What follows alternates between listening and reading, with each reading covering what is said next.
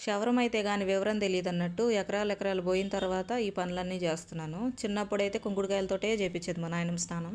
తర్వాత ఈ కుంకుడుకాయలు కొట్టలేక మీరా షాంపుకి మారిపోయింది. ఇంక మనం పెద్దగా అయిన తర్వాత మనం ఊరుకుంటామా, అడ్డమైన షాంపులన్నీ పూసి ఆ ఉన్న జుట్టంతా కూడా ఊడిపోయేలాగా చేసుకున్నాము.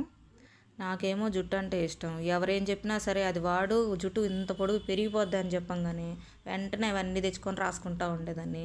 పొడిగేదిగేదేమో కానీ జుట్టు ఉంటే చాలరా బాబాయ్ అన్న దగ్గరకు వచ్చేసాను అనమాట.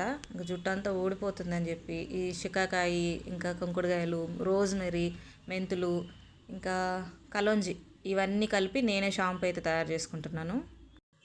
పర్లేదండి, కేజీ ఊడే దగ్గర పావు కేజీ ఊడుతుంది. కొంచెం సాటిస్ఫాక్షన్, అంత ఊడట్లేదు కదా కొంచెం ఊడుతుంది కదా అని చెప్పేసి.